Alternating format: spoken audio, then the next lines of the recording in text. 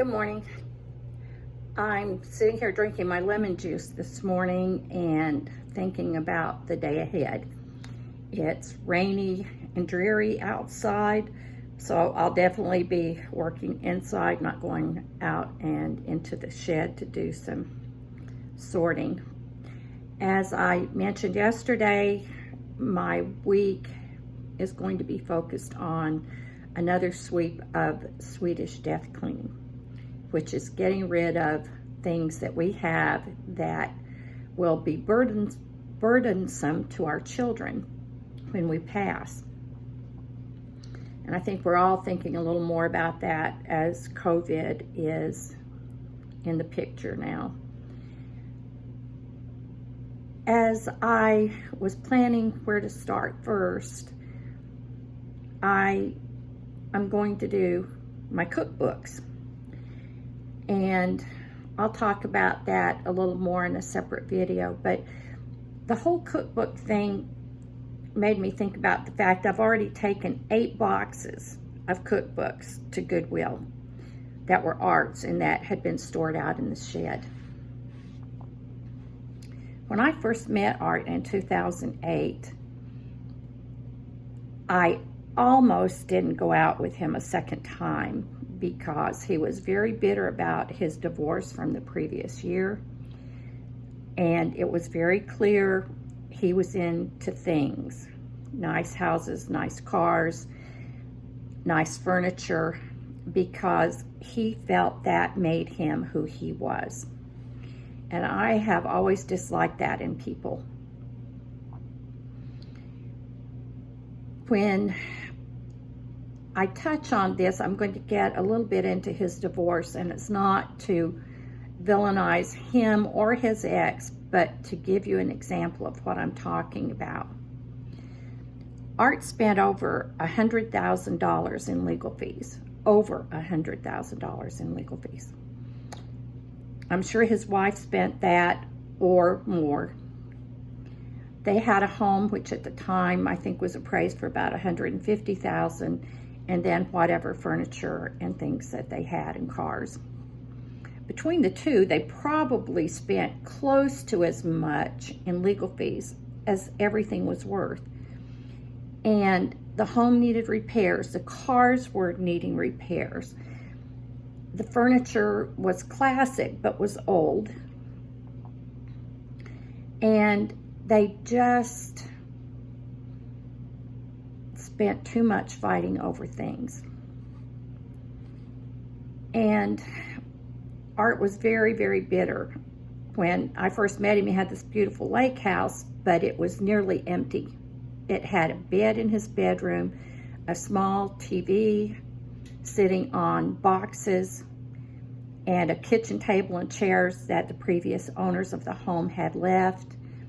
And that was about it. And he kept waiting to get his stuff, his furniture from the divorce. Well, that didn't come till years later. They literally fought for years over the stuff.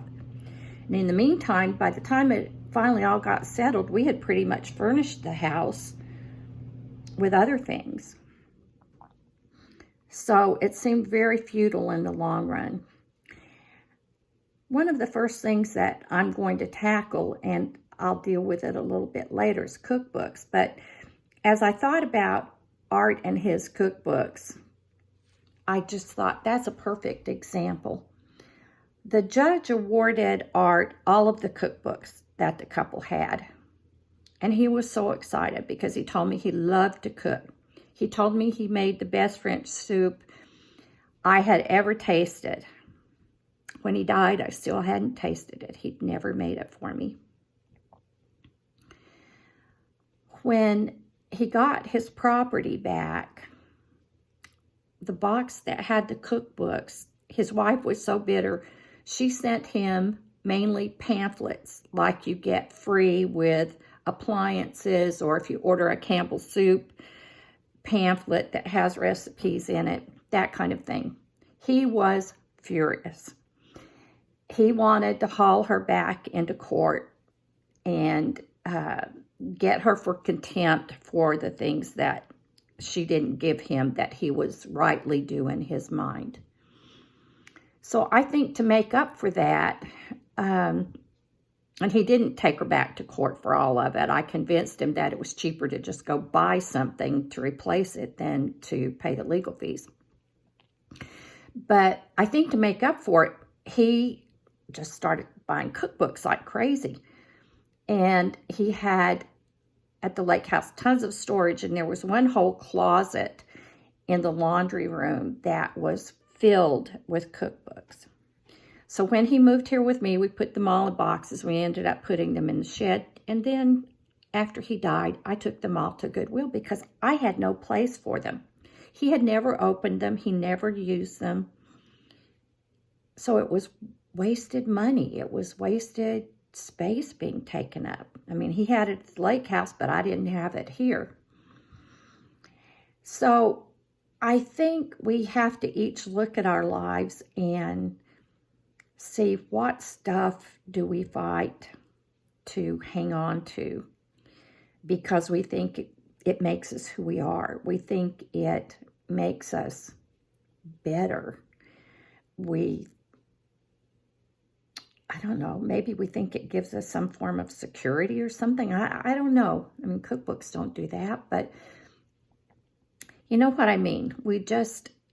We acquire and we hang on to things. We collect things that take up space and need to be dusted. And it just, at some point, you have to think, is this really how I want to spend my life? Spending money on this, acquiring this, dusting this, caring for this. We really have to question what is important in our life. And that's the point of the Swedish death cleaning. I hope that we'll all be able to kind of have a few minutes and look at what do we need to hang on to, what brings us joy in our lives, and what do we use in our lives? I've got cookbooks here. I'm going to show you in a separate video some of these things that I do. It's embarrassing. It's embarrassing to have the mess and the clutter and things. And yet sometimes by seeing what another person is able to accomplish, it gives us strength to do the same. So I'll be sharing the Swedish death clean as I go, embarrassing as it may be. All I can say is thank gosh to my daughters Heidi and Heather. When Art died, they did come and stay with me for a few days and help me sort out and organize a lot of things at that point. Since then, I've done a major sweep. And to say I still have things I need to get rid of is really embarrassing and sad. But I'm going to do it. I'm going to make some changes. So I hope you have a good day. Like I said, I'll share as I go. But we can do this. We can make our lives better. We can make our homes a better place, a place that we can fill with love. Sometimes I think our homes are so cluttered and filled with stuff that there's no room for peace. There's no room for joy. There's no room for coziness. So here we go. We're going to take baby steps and we're going to do this. Have a great day.